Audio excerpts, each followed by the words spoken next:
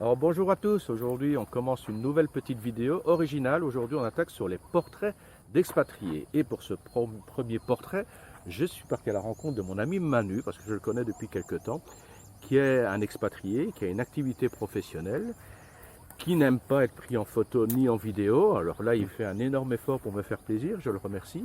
Et on va visiter sa ferme et son concept. Il y a très peu de temps j'ai fait une vidéo sur le fait de reprendre une location touristique en mettant les avantages et les inconvénients, en disant qu'il y avait une autre forme de tourisme à développer. Et je trouve que le cas de Manu est assez intéressant par rapport à cette situation, parce qu'il a développé une ferme auberge. C'est bien ça, Manu? C'est une ferme auberge woofing, si mes Tout souvenirs à sont fait. bons. Ferme auberge, farmstay, woofing. D'accord. Donc le concept, qu'est-ce que tu as au niveau du terrain? Tu as quelle surface là? On n'a pas grand-chose. Le terrain a plus ou moins, je pense, de mémoire, 20 rails. Varaille, Qui ça correspond fait... plus ou moins à 3, où est-ce qu'on est là, Olivier? Oh, ça doit être 3,5 hectares à peu près. 3,5 hectares, exactement, plus ou moins, oui. Bon, là je vois, c'est la partie, ce que tu m'expliquais, c'est la partie agroforesterie.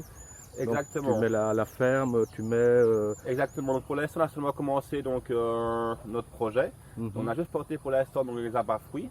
Mais de l'avenir, ouais, donc ici il y aura donc les fruits, les légumes, les animaux et tout ça, ils vont tous cohabiter ensemble, ils vont s'entraider comme on dit. Alors, ce qui m'intéresse moi aussi, Manu, ce qui intéresse sans doute beaucoup de personnes, c'est un peu le parcours. Il y a combien de temps que tu es arrivé en Thaïlande?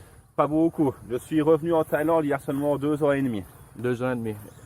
Oui. D'accord. Et On tu as avait suivi... habité un petit peu donc il y a une dizaine d'années à Phuket avec ma femme. On avait donc un sort de plongée, des bateaux de plongée. Ton épouse est thaïlandaise? Mon épouse est thaïlandaise, effectivement. On se connaît maintenant depuis, je pense, 11-12 ans. Oui. Donc on a voyagé beaucoup ensemble et on a décidé de rentrer donc, en Thaïlande pour sa famille, pour ses filles et pour créer notre propre projet à nous. D'accord. Et le projet est vraiment basé sur tout ce qui est biologique, organique, d'accord. Exactement. Et le projet, c'est à la fois, à la base, c'était directement de faire des locations touristiques. Le projet à la base était techniquement faire location touristique, mais aux forces, comment expliquer ça, non?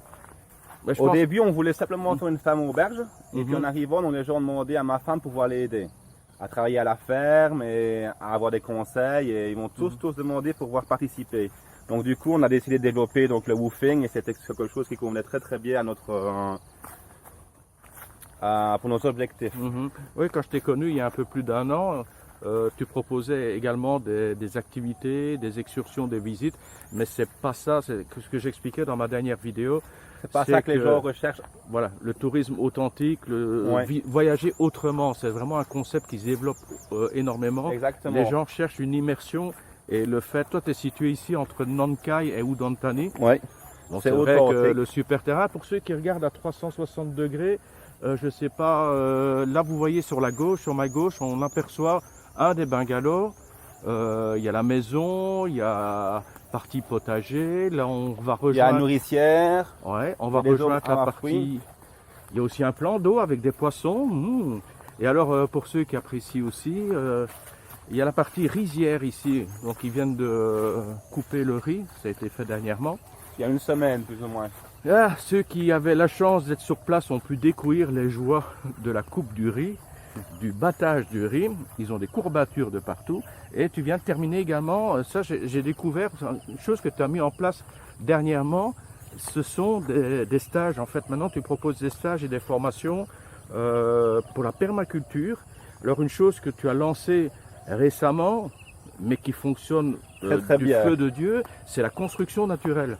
Donc les gens fabriquent des pierres adobe, des briques, exactement. Des briques de terre. Donc c'est de l'argile, de la terre, du sable, et nous on utilise des écorces de riz.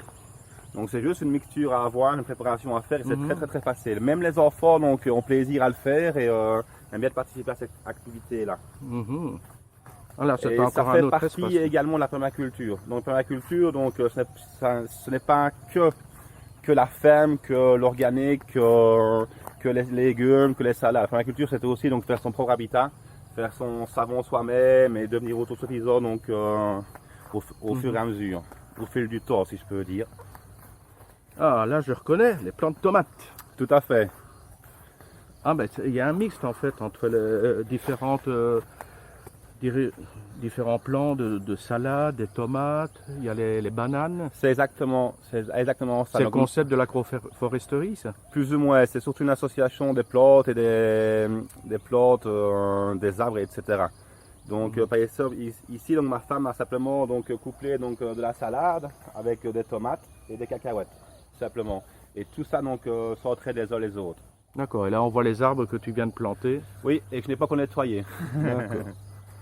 Là, je vais arrêter la vidéo quelques minutes. Je voudrais bien qu'on se déplace vers les bungalows, la villa, les anciens potagers, parce que pour l'instant, tu les mets ça au repos. Et tu as également le plan d'eau, là, avec le sympathique bungalow en bois où j'ai passé une excellente nuit. Donc, on coupe quelques minutes et on se retrouve d'ici peu sur l'autre partie pour continuer cette vidéo. Et on se retrouve tout de suite. Alors là, on a fait un petit saut de puce, on est passé par-delà les rizières et on débarque directement ici, ce que tu appelles la nourricière, donc ce qui permet de préparer les plants. Et ensuite, bon, on voit sur la table d'ailleurs qui est devant, et ensuite vous replantez en pleine terre. Exactement. Moi, une question qui m'intéressait aussi, c'est de savoir le type de visa que tu as. Je suis marié. D'accord, donc tu as sur le visa mariage. Oui. Et c'est vrai que le visa mariage, du coup, ça permet, pour ceux qui ne le savent pas encore, de créer une partnership avec son épouse, pas d'obligé d'avoir de partenaires supplémentaires et d'avoir la possibilité d'avoir uniquement 2 travailleurs à la place de 4 par permis de travail. Tout à fait. Alors, ça grimpe. Hein. Ah ben on voit justement un des bungalows. Là c'est le bungalow un peu dortoir. Un peu dortoir. Oui, où de temps en temps donc des familles aiment bien venir. Donc on a donc 3 ou 4 lits et souvent ils aiment bien s'installer là parce qu'ils sont face aux rizières. Ils sont un peu à l'écart, donc les familles aiment bien aussi de... Regardez-moi à droite les gens qui travaillent en pleine chaleur pendant que nous on reste à l'ombre gentiment pour faire une vidéo, fainéants que nous sommes. Sinon c'est vrai que ce concept, la question que les gens se posent, est-ce que ça vaut vraiment la peine ce concept de ferme auberge, de recevoir des gens? Est-ce que c'est rentable? Je sais que tu m'as expliqué la dernière fois que tu as déjà une forme de rentabilité sur le ferme de l'autosuffisance. C'est vrai que d'avoir un toit, de produire sa nourriture, et en plus, ce que j'ai remarqué, qui est assez surprenant, c'est qu'on est en pleine période de confinement et tu continues à avoir des gens qui viennent dans ta ferme. C'est assez surprenant. Moins que d'habitude, mais on a plus ou moins 2-3 personnes par jour en moyenne pendant le Covid. Tu viens de terminer une formation en plus. Tout à fait. Tu as proposé un stage de 5 jours en permaculture. Exactement. Introduction à la permaculture. Et pour en revenir un petit peu, donc, est-ce que si vous me demandez les questions si c'était rentable, etc. Il faut aussi savoir que la permaculture, c'est aussi du partage. Donc ce qu'on fait, ceci, donc partager le woofing et partager nos expériences et apprendre des autres aussi, bien sûr. Ça fait le principe de la permaculture. On va avancer un petit peu pour voir les gens qui bossent. Il n'y a pas qu'à être rentable, etc. Tout, c'est un concept, si je peux m'exprimer ainsi. Ne vous laissez pas faire, vous êtes exploités. Ici, travailleurs. Vincent et Jacques. Ils sont arrivés pour le stage, justement, il y a une semaine. Ah, vous avez fait le stage? Oui. Ah, ben c'est super. Content, heureux? Oh là là là là. Là pour l'instant, On prépare des asperges. Le dernier jour, Oli. Le dernier jour. Tu l'as fait travailler le dernier jour. Bon, d'accord, j'ai fini de filmer, vous pouvez arrêter, vous pouvez prendre votre douche et le petit déjeuner, c'est bon. Regardez-moi ça. Et à l'inverse, on a Aune, c'est ton épouse là. Hein. Tout à fait. Regardez, Aune, là par contre, elle bosse. Hein. Ouais.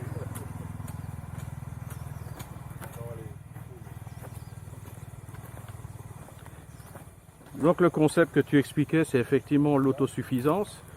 Ce qui te permet, tu n'as plus de clients, tu as toujours de quoi manger. Tout à fait. Donc c'est déjà un bel avantage. Donc je dirais plutôt une auto-alimentation. Sawadee-cap. Parce qu'autosuffisant, on ne le sera vraiment jamais. On a toujours besoin par exemple de pétrole pour certaines machines, de pétrole pour la voiture, etc. Donc malheureusement, je ne pense pas qu'on sera vraiment réellement autosuffisant. Oui, mais tu peux l'avoir par l'énergie solaire, tu l'as déjà par l'alimentation. Exactement. Bon, c'est déjà des par choses. Contre, l'auto-alimentation, pardon, ça c'est un objectif à atteindre. Qu'on atteint déjà donc en hiver, mais qu'on n'arrive toujours pas à atteindre en saison de pluie. Mais j'espère d'ici 2-3 ans, on va y arriver. Enfin, j'espère, je suis presque persuadé, si je peux dire. Bah, en tout cas, tu penses que ce concept de ferme auberge correspond à une attente de la part des touristes, mais c'est un secteur qui mérite d'être développé pour ceux qui ont cette âme, parce qu'il ne faut pas se dire bon, c'est un business, je vais gagner ma vie avec ça. Il y a aussi une question de passion, mais ceux qui voudraient une autre vie, se dire comment je pourrais faire avec quand même des petites économies de départ. Je pense que c'est un bon concept, tout à fait. Il y a moyen de trouver un terrain, construire, aménager. En plus, là, tu as lancé le concept. Donc, toi, tu accueilles également des gens qui sont passionnés, qui veulent découvrir un petit peu le tourisme, enfin la permaculture, la construction naturelle. Oui. Mais tu acceptes aussi, tu as déjà eu des gens qui habitent en Thaïlande et qui se disent ce concept est assez intéressant. Je vais également peut-être le faire chez moi, dans une autre province, et qui viennent prendre des cours. Tout à fait. Chez toi et prendre des conseils aussi qui te disent ouvertement. Tout à fait, comme Vincent que vous avez vu donc ici juste avant. Il a un terrain de 4 ou 5 rails à Chiang Mai et il désire développer un projet en permaculture. Donc forcément il nous a contacté, a demandé comment est-ce qu'on pouvait faire, etc. On a organisé un stage en fonction de sa demande. D'accord. Ben voilà. Ah vraiment là, il n'y a pas à dire, un copain Manu, il n'aime vraiment pas tout ce qui est photo, vidéo. Enfin, il a déjà fait un gros effort. C'est déjà très sympathique de sa part. Il m'entend, hein. Oui, je parle de toi. Donc voilà, si vous êtes intéressé, moi je vous conseille de regarder directement dans la description de la vidéo. Je mets le lien de sa page Facebook, également le lien de son site internet. Donc voilà, c'est une activité, en tant que touriste, c'est une activité très sympa pour ceux qui veulent découvrir.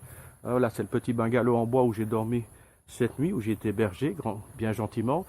Donc, ceux que ça intéresse en tant qu'activité touristique, c'est vrai que je la recommande parce que Manu et On sont très sympathiques. Il suffit de regarder sur sa page Facebook les renseignements, enfin les commentaires qui sont faits par rapport aux activités et à son accueil. C'est vraiment assez dithyrambique. Et puis, pour ceux qui ont un projet professionnel, pourquoi pas. Manu est vraiment quelqu'un de très sympa. Oui, je parle de toi, tu peux rougir. T'es mal rasé, il faudra mettre un autre t-shirt la prochaine fois. Donc Manu est quelqu'un de très sympa et qui se fera un plaisir de vous répondre, de vous donner des conseils. Et il n'est pas coincé du tout, du style non, c'est mon idée, c'est mon concept, il n'y a personne d'autre qui peut le faire. Que du contraire. Voilà, il y a effectivement, la Thaïlande est très vaste. Il y a des tas de provinces, même ici, il y a une ou deux autres fermes. Tous n'ont pas joué le jeu, mais il est absolument pas contre. De toute façon, il ne peut pas accueillir tout le monde. Il a de plus en plus de gens, il ne peut pas accueillir tout le monde. Donc voilà. C'est vraiment un endroit très agréable, paisible, qui va être aménagé. Là, il y a 3 bungalows pour l'instant. Il y a des plans pour d'autres constructions à venir, début d'année prochaine. Donc, suivez, réservez, dès que les frontières vont s'ouvrir, profitez-en. Et ceux qui sont en Thaïlande, ou même ceux qui sont bloqués en Thaïlande, profitez-en peut-être pour passer quelques jours, ou voilà, venir faire un stage.